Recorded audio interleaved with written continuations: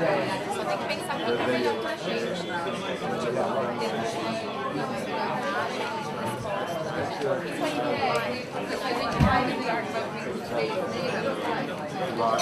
think it was sort of the megalomania project.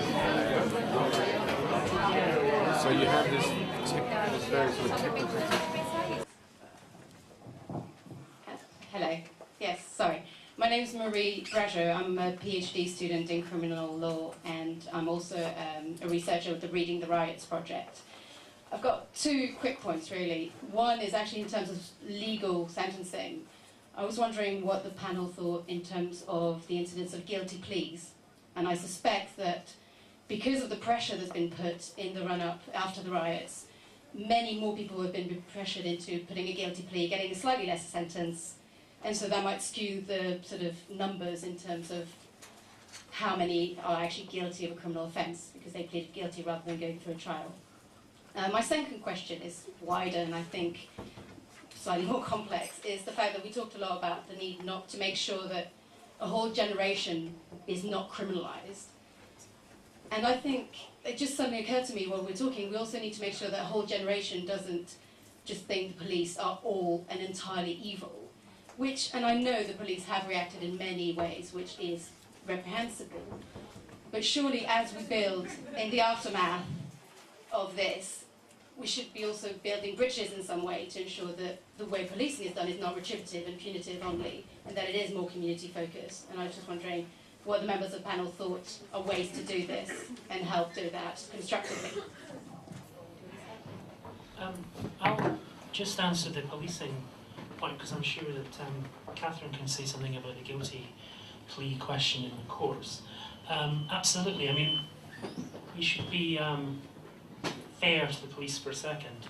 They have, you know, they themselves are driven by their political masters to behave the way they do, and there are policing practices which have been brought in by successive governments which have driven them into being primarily about crime control rather than necessarily more positive models of policing, which we might have seen in our history as a country.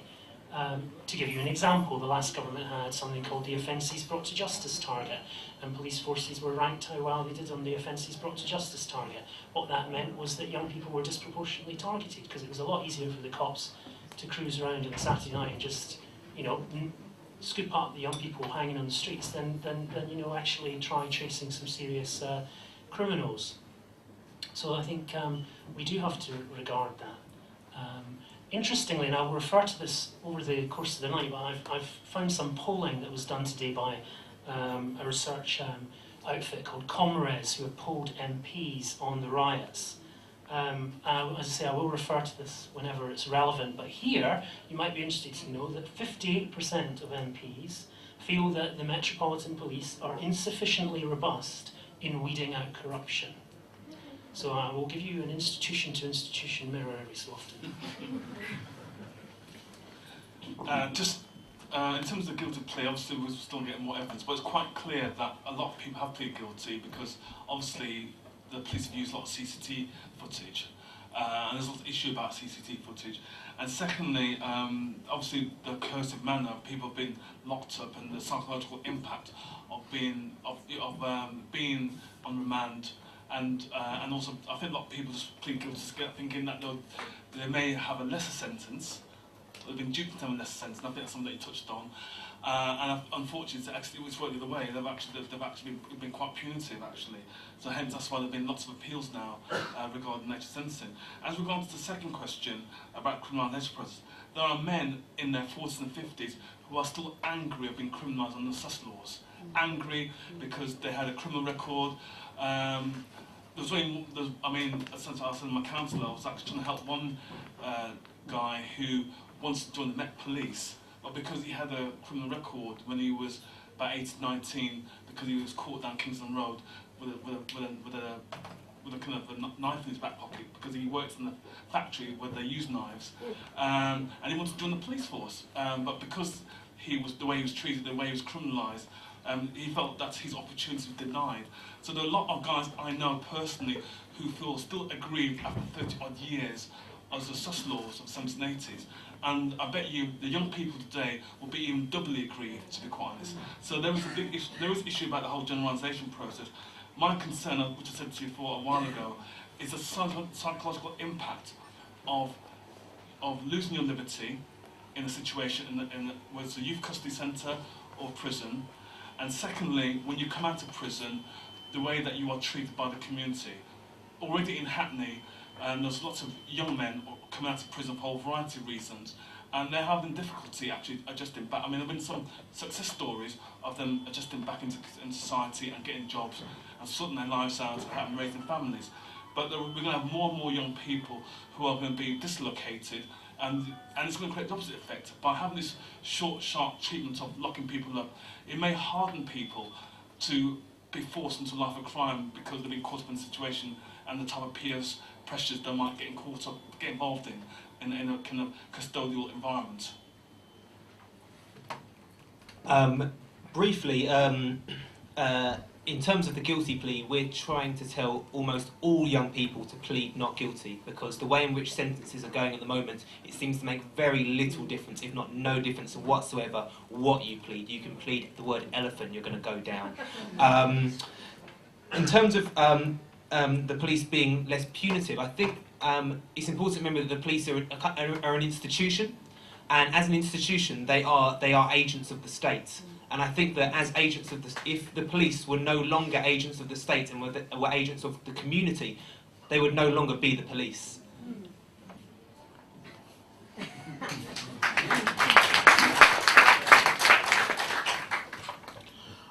The experience of what you call a guilty plea in the States is called plea bargaining. And plea bargaining is just another way of exploiting the poor.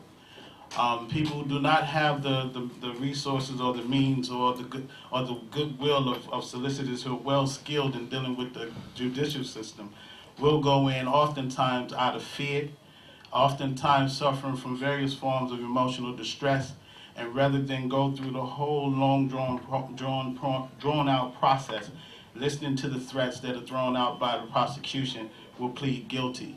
And as far as I'm concerned, you know, plea bargaining is nothing more than another way of exploiting the poor and the uneducated.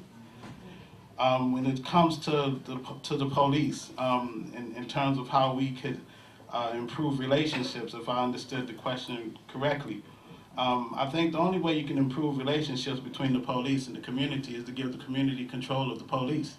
And there's no other way to do it. Things that need to be said about the sentencing actually have been said by the non-lawyers on the panel. I think those are effectively issues. The general principle is that if you plead guilty at an early stage, you have a potential of 30% discount on your sentence.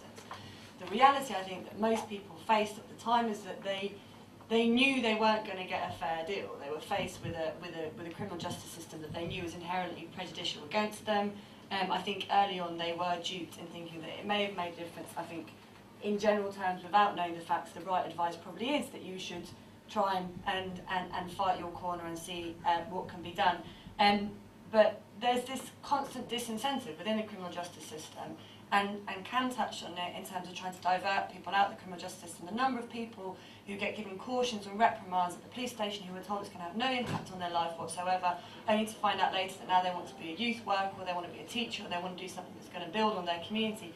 Later they are then told that it's an absolute bar to working with children or vulnerable people, etc. So there's a whole load of misinformation going out there. There's a whole load of attempts to divert people without having proper access to lawyers, and then there's a kind of increasing cuts in legal aid, which means that nowadays people find it harder and harder at the magistrates' court if they're being accused of relatively minor offences, where they won't have access to lawyers who can defend them. So I think it's a pretty sad condemnation, really, of our criminal justice system. I appreciate why people did. I think there was a lot of media frenzy. Frankly, I wouldn't have wanted to be in the spotlight in that situation either, but I do think it is effectively an attack on the poor, and I think plea bargaining, as you call it in the States and here, getting a discount for an early guilty plea, again, disproportionately affects a certain section of society.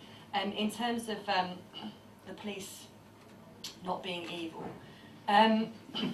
look, not all police are evil. It's a difficult, I accept it's a difficult job. I appreciate that it's much easier for me to sit behind my comfy desk as a middle-class white woman watching the police dealing with difficult situations on a day-to-day basis. I accept that. I come across an awful lot of very, very poorly trained police officers, and I'm afraid I've got to the point where I really have lost faith in their ability to act fairly, and I think that the reality is, as been said, they're driven by their political masters. But then if you look at the factual, historical circumstances of policing in Britain and probably elsewhere, systematically, every single time there is a section of society, time and time again, that is disproportionately targeted by police. Those are the facts that we face. Whatever the cause of that, those are the facts that we face. And I think that you can't leave that aside when you're trying to talk to communities and you're trying to find a resolution of that. So, for example, one of my clients is a 50-year-old black man, never been in trouble with the police before, spent his last 30 years in West London trying to encourage young black men in the community to have better relationships with the police, until he was walking down the street one day with his hood up on Portobello Road and was stopped and assaulted and very badly beaten and arrested and subsequently prosecuted for allegedly flicking one of the police officers in their bollocks, which he found particularly insulting because he said that's not how he would have fought them. And you cannot tell me that that man would have been stopped if he was a white middle-class man walking on Portobello Road. That is the reality that communities face. And I think as a result of that, the only solution that is available is to increase accountability. And I think the idea of having the communities policing the police and setting up a system where we can identify misconduct and criminal behaviour on behalf of the police is the only way forward, I'm afraid, as much as I'd like to think there are alternatives.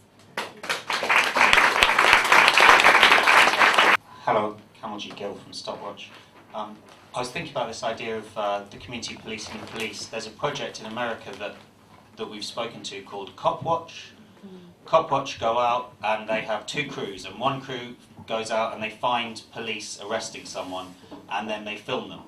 And then they have another crew who just film the first crew, so that if the first crew get arrested, there's yet further evidence of that. And then they've got another crew who are at home with a lawyer ready for if everyone gets arrested. And it's incredibly well organised. And the way they describe themselves, and I appreciate that the situation in America with the police is different to the UK, they describe themselves as training young people to deal with wild animals. Maintain eye contact, make no sudden movements, back away, that kind of thing. So there are models out there. I was wondering if the panel think that this is the sort of thing that will be practical in the UK, because we've had conversations and we've never been sure about how applicable it could be. Can I just say quickly, you work for Runnymede, right? Yeah. Do they do funding, find funding, Runnymede? Well, if you can find anyone that will fund that, then I'll quit my job tomorrow. Can I say something? Many years ago, I was a volunteer for an organisation called Kappa. It was based in Bethnal Green, and it was formed to. If a young person was stopped by the police, and they could make their one single phone call, they would ring. It was run by volunteers, and we would do a 24-hour service, and then we would give advice as well, and also being an appropriate adult. I think the model that you describe is a fantastic model, but in the time of austerity and cuts, and this is going to be like a charitable trust foundation to fund that. The bit I forgot to mention is actually Boris Johnson's going to scrap the Metropolitan Police Authority, so there's going to be even less accountability for the police in London. Good evening, everyone. My name's Jennifer Harris. What I'd like to ask the panel is, in terms of a sort of class action or some sort of combined civil action, is there anything in the pipeline that would address the sort of 10-year cycle? Because each time we have a 10-year cycle of financial flux, there's also social unrest, and there's also heightened racism and discrimination and problems with the police. What needs to happen maybe is to cut to the chase, and people that are responsible, the Bank of England or politicians specifically, that brought in policies that caused this current bank fiasco and financial malaise that's going on across the world, those people should be held to book.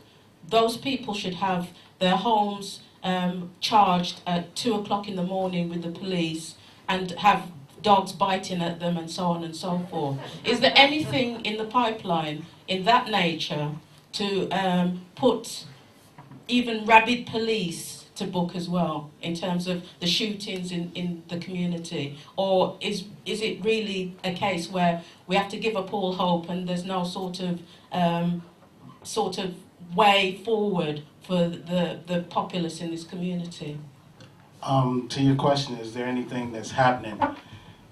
For me, the young people that I'm working with do have a couple of campaigns that they're working on, and it's in West London.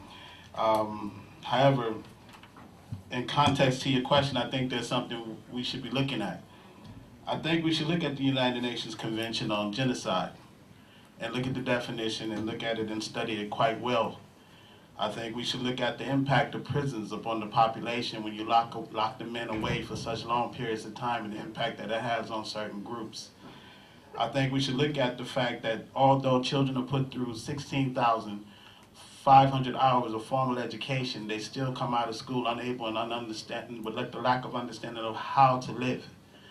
And when you understand how these things operate as a cumulative factor, one building on top of the other, and what the long-term objective or the outcome of it, it's like a slow death. And this is something that not only me sitting here has noticed, but even when UNICEF did their study on the well-being of children, the United States and Britain came out at the absolute bottom out of the top 21 countries in the world. Britain was last, the United States was 20th. I think that those are the kinds of things we need to look at. I mean, even when you talk about, to piggyback on the question that was asked earlier, young people got phones, they got cameras on their phones. And I was a part of that campaign when I was growing up. We called it Watch the Pig program at that time.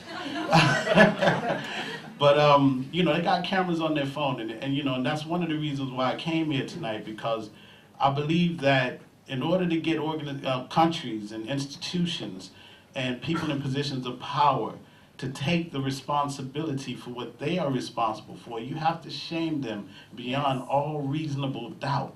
I mean, give them nowhere to hide, nowhere to cover themselves. You just have to come that way. We forced our government to invest $140 million into prevention and intervention programs in the state of California. They didn't want to do it. We forced them to. We forced them to create a job program in Los Angeles County where they had to invest over $70 million. They sat on the money for 10 years. Then I, as one of the youngest activists of my community, sued my local authority and won, and then told the homies, this is how we beat them. So that's the kind of education young people need. We need to be able to hold these individuals who sit back and come up with a lot of these policies and everything, and they say it's all good, genocide saved people's lives. But then if you use a very, slick, slithery, watered down reform form of genocide, you can then hide behind it and call it criminality. You can then hide behind it and say these people are not educated. You can then, no, it's the same thing. If you have not educated the people and the system itself is insidious and corrupt from the core, then how do you expect people to live? And that's what we have to get to as human beings, is that there's something wrong with the first world and how it operates.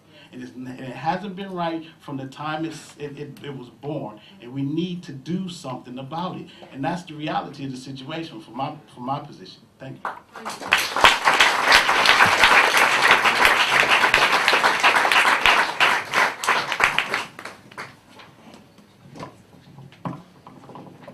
And just very briefly, because you raised some legal issues. I mean, I think from the beginning I said it's not.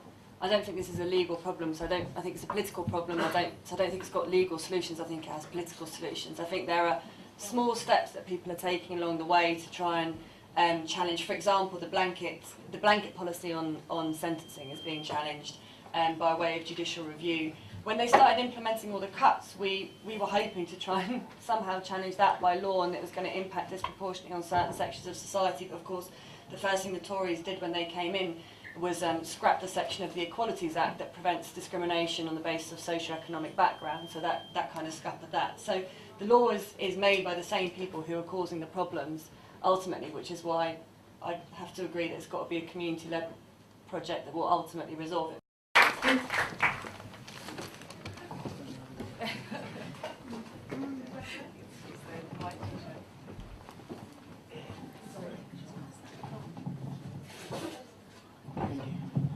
Hi everyone, my name is Rassam Brenner and I'm from the Youth Parliament, but I'm coming here today as an independent young person interested in the issue of the riots and hoping to contribute something. Stereotype and negative press could have been one of the factors that contributed to the riots. Stereotype not just against youth, but against communities such as Hackney, which is stereotyped negatively. If this was a contributing factor, how will you challenge this and encourage that there is a better positive image for local communities like Hackney? I've lived in Hackney for about 20 years, and I think Hackney is one of the best places in London. Wouldn't you agree? Yeah. I actually think so. Unfortunately, the problem with Hackney is that there are, per hectare, we've got more journalists living in Hackney than anywhere else in London. So anything that happens in London, and you're a journalist, and you start reporting about what happens in Hackney. So sometimes it's good because you have some fantastic stories about quirky, interesting things, about clubs, music. But unfortunately, when it comes to anything negative, Hackney's always in there first. I mean, I know for ages, the council has tried to do positive stuff, and we had the campaign I Love Hackney, which was ripped off from I Love New York, which can help a bit actually.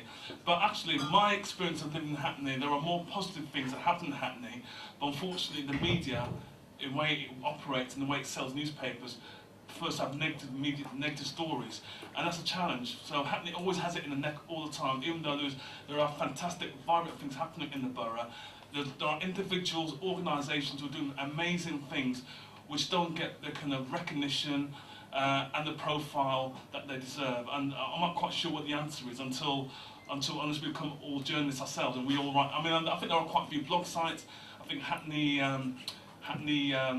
Citizen magazine is doing some great stuff, and other people are doing great stuff as well. Hackney Gazette does it now and again occasionally, but unfortunately it's on a different tip. But there are one or two journalists there who are trying to look for positive stories. I think we have to be our own news reporters, and we have to do our own. I'm into oral history, and I think we have to do our own stories. We have to do our own narratives and we have control of the media now. Because I'm sure if we did an opinion poll, some of you probably have got your own blog sites. You've got your own Facebook sites, and we have to kind of promote the positive aspects of Hackney. But it's a difficult one because Hackney always has this negative media perception, and actually half of it's not even correct. But we need to challenge it somewhere. But I think we have to keep on telling the story that Hackney has got a rich history, and I think we've got fantastic young people like Rosanna from the Youth Parliament members are really fantastic. And I have to say that last year they had at the annual conference, they actually raised lots of issues about policing and the way that young people were treated by the police. And I think, but they were able to do that because they felt confident in doing that because they were proud of living in the borough and born in Hackney as well. Yeah. I was just going to say very briefly that which kind of echoes a lot of Patrick's points. Which basically just says that we need to create our own media. The corporate media is very problematic for reasons that would probably be another meeting. But I think creating our own media outlets, whether they're blogs, whether they're free sheets, whether they're local newspapers, whether they're whatever they are, I think that's something really, really important, because the only way we can really take control over our own news and the way that we are represented is by having agency and taking control of it ourselves. It's nice to hear about the kind of long-term solutions and mid-term solutions. I was just thinking about these young people who are actually in prison now, been put in prison as a result of this. What's kind of happening? Is it too late, or do we have to kind of leave them and kind of think about solutions for the future, or is there something we can actually do for them now? Like obviously there's this campaign today. How do we take things like this and move it forward and actually deal with some of these people who are locked up presently for some of these issues? Could I add to that? I think there was a general feeling that the young people had no sort of outlay into the sort of community. They didn't have a slice of it, and this is why that there was such a sort of outpouring of, behaviour against the communities in their near areas. I mean, there were a lot of people who've been saying, oh, if only they were smashing up the banks down in the Canary Wharf, it would be ideological. But in fact, it was, I think it was much more sort of outpouring just this a lack of grip on what was sort of local. So, I mean, wouldn't it be? But could we not see community orders? I mean, if they were sort of set up viable sort of community orders in the community, would we be able to have the sort of youth returned to Hackney, where they could actually sort of meter out the, you know, whatever retribution there needs to be in the actual community where things were going off? Some of the young people that projects I'm affiliated with that were locked up, we're already going into the jails and we're already going in to work with those young people and communicating with their families. The other thing is that, you know, because of the kind of projects that I run, we work with young offenders when they come out. We develop gateways and pathways for them returning back to their community. And this was before this event took place. And so I think more of that kind of work needs to be done, because someone needs to say that these young people are legitimate members of our society. They deserve the opportunity to have a meaningful access to employment and education when they return to the community, and we should be facilitating the process of making that happen for them. So in the context of a mentor, that's the kind of work that we're already doing. We go in and visit them, we write to them, and we also raise issues that they're dealing with on our Facebook to raise the awareness of other young people that are engaged with our project, to make them aware of what that journey and what that experience has been like for their peers. In terms of what the community could be doing, and when you look at sentencing, these are the kind of things that are bounced around in the boroughs where we work, and asking the question about young people being allowed to come back into the community and serve their sentences in their community, cleaning up their community, but also being put through a process where they're getting the education that they need about how to actually change things in their local authority that they're not happy with. You know, because I believe that, you know, they're not going to let them just walk back into the neighborhood, and I don't expect them to. But I do believe that if we're genuine about education, and we are genuine in saying that we understand, although we did not condone the activities that people engaged in, then we have to be able to demonstrate that in the way that we sentence people. And I think education and an opportunity for them to invest some time in you know, making their community a better place is the way to do it. I mean, I think what we heard Twilight saying about what happens to people when you leave prison is absolutely key. You know, people go to prison, they get returned to their community, and the community needs to take ownership of those young people. But Patrick's right, that actually the answers don't lie within the criminal justice system at all. And one of the things that we mentioned this report earlier, that we've spoken to young people leaving custody, it's called Life Outside. One of the things we found is actually the whole underlying assumptions of the youth justice system, the criminal justice system, are wrong. I mean, in this country, even community orders are largely about pushing people around to make pointless appointments, controlling their lives, dividing up their time in futile ways, telling them that they're worthless, that they have no relationship with their community, that they you know, and we're somehow surprised when they feel so excluded that they then go on to do what they did in August. You know, so it's not just about prison versus the community. Actually, a lot of the community options are pretty shit. You know, if you go to other countries and you look at how they work with young people in conflict with the law, you know, they would look at you as if you were crazy to say that, oh, we send them to prison or we make them go and do unpaid work orders and all. They would say, if a child is affected, you know, if you've got a child who's in trouble and a child is up to the age of 18, if you've got a child who's in trouble with the law, who's committing problems, then you've got to ask the question, why? And the answer, and you know, in other countries where they have a welfare system, they look to answer the problem that caused this young person to end up in trouble. They don't say, right, well, they've done it, so we're writing them off now, we're just going to push them through the punishment treadmill and hope somehow, despite years and years and years of evidence, that will somehow correct them. Because it doesn't, it makes them worse. The reoffending rates show that. I think it's maybe worth being a little bit cautious about some of the language we use when we talk about the riots and sort of young people in particular. I think the particular term that I always find problematic is gangs and like gang activity, because especially in the UK, and this is maybe somewhere where it differs from the US, is actually the definition of gangs, particularly that used by the police, is incredibly fuzzy, and the Met themselves acknowledge this. It's a group of people who consider themselves to be a gang or who are considered to be a gang. That's the definition. And there's actually not a huge amount of particularly compelling evidence that gangs do operate, certainly in the UK, in the same way they do in the US, or that they operate in different parts of the UK in the same way. So I think you're granting quite a lot to a particular explanation of sort of youth criminality and particularly the riots if you accept the term gang and gang-related violence. And I think the sort of evidence of how unhelpful this term is the fact that the very thing that's considered sort of symptomatic of gang violence in London, which is inter-gang violence, postcode wards and territoriality, the complete absence of that was used by the press as proof of the fact that the riots were gang-related, because all of a sudden members of the Tottenham Mandem or whoever could stroll around London fields and could steal things, and there was no gang violence. Therefore, it must have been gang organised. I think we're of the opinion, though. I think the panel that we recognise that this was individual acts. There was no kind of grim gang-related activity. But the danger, as you quite rightly said, the media has used this to justify more draconian laws and regulations and more policing by coercion, from use expression.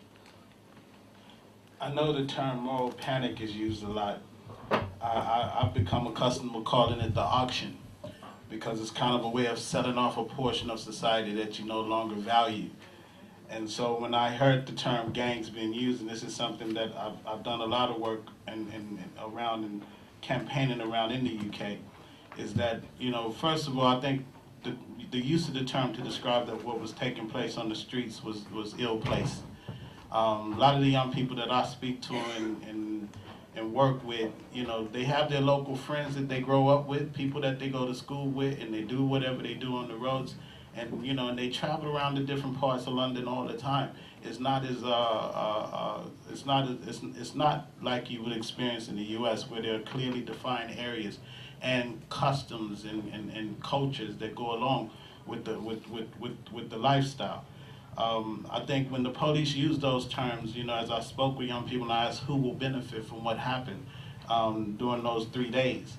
And I talked about the special training that police will now get for dealing with gangs, the special equipment that the police will now get for dealing with gangs, the special, you know, and you just roll off all of these things that people will get, you know. And I speak a lot about Cookhamwood Prison. You know, the cost of one prisoner there per year was $54,000 before the riots. Now it's $86,000 because the prison is saying they're overpopulated, they got more people coming in, they need more resources. So it's about making sure that people understand that when they introduce these new terms, what comes with it a lot is an opportunity for the expansion of the criminal justice system. And the criminal justice system is based on laws that have been pushed through by people. So therefore, crime is not about a moral issue. Crime is a manufactured product that's produced in a capitalist society for exploiting the weak. I guess my question is to Kat specifically. I went down to the Camberwell Magistrate Court with the organisers of this event to listen to some of the cases, and many things shocked me, but I think particularly one of the sentences that kept popping up was she appears to come from an upstanding background, or she seems to be articulate, and it was just, I found it shocking that it seemed to be, in terms of appealing for bail, you had to sort of explain that this person, I mean, why is it that it matters that the way I speak has any effect on whether I'm guilty or not guilty? I just found it absolutely sort of mind-boggling. And yeah, anyway, so I just wondered, is there a criteria, are there boxes that need to be ticked in terms of to please the judge, basically? Yeah, I think there are lots of boxes to be ticked. I don't want to sound like a broken record, but I think there's a very strong advantage to certain sections of society. I think it's because the judiciary is made up of a certain section of society. I think it's the people who make the laws and run the courts are made up of a certain section of society. And yes, there's an inherent prejudice. Well, there's an advantage if you are from a very affluent family where your parents are lawyers and doctors and judges, and they can give you sureties and securities, so they can both vouch personally for the fact that you're going to live in their house and they're going to give you there's going to be a financial down payment in the event that you abscond, you're clearly going to be at a very, very, very significant advantage, and you're much more likely to be granted bail than if you are a single mum living in a council flat without any influential or affluent friends. It's just, and again, it's why I say it's not really, there are steps that you can take, and you can try and use the law to your advantage, but I'm not, I know I'm a lawyer, but it's shit, basically, that's the way to say it. And it's inherently unfair, and there's an inherent lack of equal access to justice, and when you're in the justice system, whether it's the criminal justice system or the civil justice system, you are going to be disadvantaged if you're from a certain section of society, and it's not the law that's going to fundamentally change things. And it's appalling that there's such an overt and shameless, that they're so wedded to those certain concepts, but it is true, and it's very unfair, which takes me back to the community campaigning point. But yeah, I share your pain. It's very unpleasant. Can I ask a question?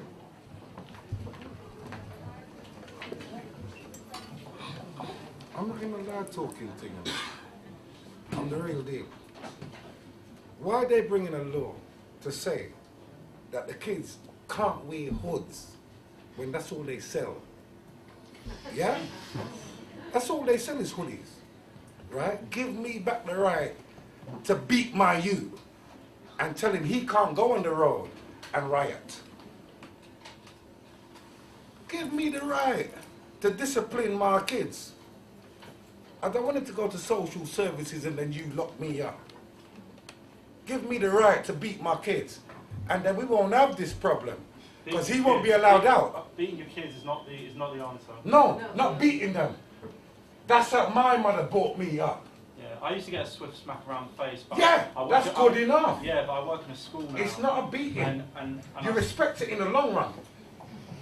Okay, so does anybody want to answer that? Give me back the right to discipline. There's no correlation between use of corporal punishment and the amount in which a young person quote unquote behaves. I don't think. I was never beaten as a child, but not beaten, as in beaten. I got disciplined, but I never got beaten. Discipline. Yeah, but maybe like discipline is better than beating. Yeah, I'm not expert like you guys. I'm just real. I mean, but give back the right to keep them. When I say lock the door, you don't go out. I mean, there's a whole mythology in terms of, particularly from a Caribbean perspective, that if you have a good beating or being disciplined, then that way you won't get caught up in trouble and social behaviour. And there's a whole debate. I've been to lots of community events over the years where there's been a debate around corporal punishment. It should be introduced. I mean, this government actually is going to introduce corporal punishment, so watch out, everyone. I think the point that you're making is that there's a clear separation between the children and their parents, and this is partially. Well, I won't even be nice about it. This is something that's facilitated by the state. The state create the conditions that dictate how people work in patterns that take place. The state dictate the conditions of how children are educated. The state creates environments that allow people to live in ways that are counterproductive to raising children. And the reason why I say that... I've got a 26 and a 22, and they're still under my wing. No, I understand what you're saying. I've got them. So, I've been there all their life. So there's no father disappearing act. No, I understand that. And I'm rolling with you. I'm with you to a degree. I just want to give you a good point on it. There is a practical intelligence that a father who grew up under the scrutiny of police officers can give his son that education in school can't give him. There is a practical intelligence that a mother who had been victim of prejudice can teach her daughter that she won't necessarily get in school. So there are certain aspects of cultural capital that has to come from the parent in order for a child to understand how to navigate an environment that has elements within it that's dangerous for their survival. And that can only come from the parent that understands those conditions. But when the parent doesn't have the time, or the society creates a culture that allow the children to become, say, digitally segregated from their parents. Because today's children are into Blackberries and everything that's got a screen on it. Yeah, but let me finish my point. I always say it's a Blackberry. I always say it's a Blueberry. But let me finish my point. Let him finish his point, please. But these children are growing up and they're socialized in totally different ways from children of the past. I asked my son, did he know what a rotary phone was?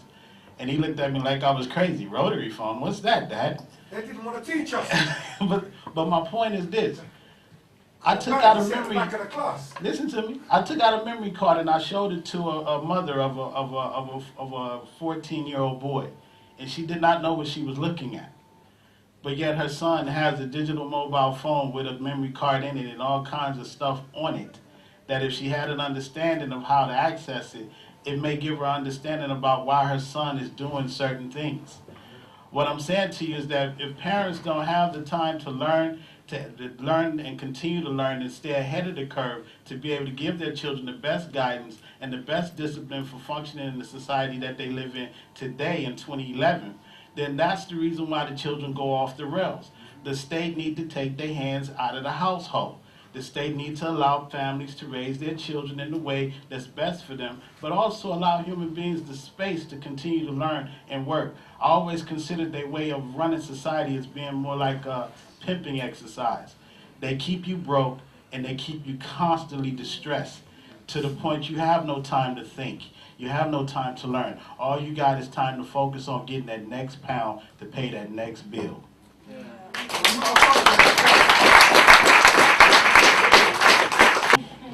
And would anybody from the panel like to say anything before we round up tonight? I've been referring to this survey of MPs off and on, so I'll just end my bit with one last bit about that. So 55% of the MPs polled said that there was a significant risk of further public disruption on the same scale of the riots occurring again over the course of the Parliament, which I think is interesting coming from them. And the other thing is that almost 1 in 3 MPs, it doesn't sound so much, but it is when you hear the rest of it, almost 1 in 3 MPs believe the failure to contain the riots was down to a failure of wider political leadership. Which is quite interesting from an MP. I think it's been a quite good debate, including our last contribution there. But I think the key thing is actually what we're going to do in terms of what you're going to do after tonight's event, in terms of activities at the local level that's going to support individual people being caught up in the system or the wider issues which we've explored. I think from our perspective, we are concerned about the impact of the cuts. So even though the cuts themselves didn't play a major impact on these riots, to be honest, what's going to happen over the next couple of years, there will be a major impact. There will be going to be major cuts right across the piece, which have started already, but it's going to be the impact people will start to feel. We're going to be developing a campaign to fight, I mean, there's lots of charities, lots of organisations that have been collecting evidence on the cuts, but we're going to collect the evidence and work with different stakeholders, and please give me your details if you're interested to be involved in our campaign, particularly looking at the impact. I mean, there's been work done by the Foresight Society on the impact of the cuts on gender. There have been quite a few disability organisations done the impact on the cuts around learning disability, mental health, older people, etc. But there hasn't been much work on the impact of the cuts on black and multi-ethnic communities in Britain. So we're going to be developing a campaign where hopefully working with a whole range of charities and organisations to work at the impact of the cuts.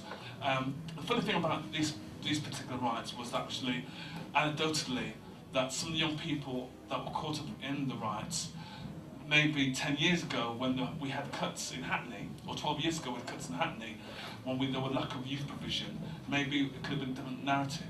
So that's a lesson to learn for the future, that the cuts might not have an impact now, but the historical cuts may have had an impact on life chance opportunities for young people in Hackney. 10 years ago we had the worst schools in Hackney, across the UK, and now we've got some of the best schools. So maybe you can argue as a corollary to that, maybe the young people coming out of schools in Hackney maybe today might have a different perspective as their parents did 10, 15, 20 years ago.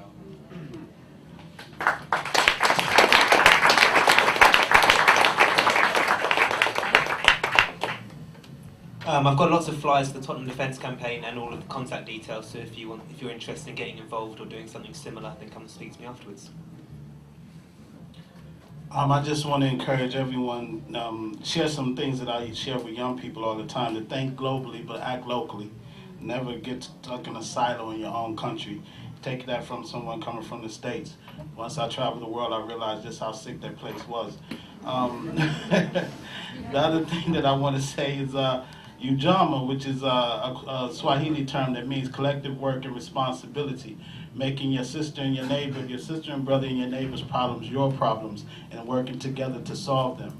I think that's the spirit that we have to take forward, taking responsibility for our own self-determination. If you're interested in getting involved with some of the campaigns that I spoke about with young people, just Google my name, Twilight Bay, email me, and I'll put you in touch with those young people, because I'm here in a personal capacity tonight. I wouldn't want to give people a reason to try to attack me financially. You understand what I mean? Thank you.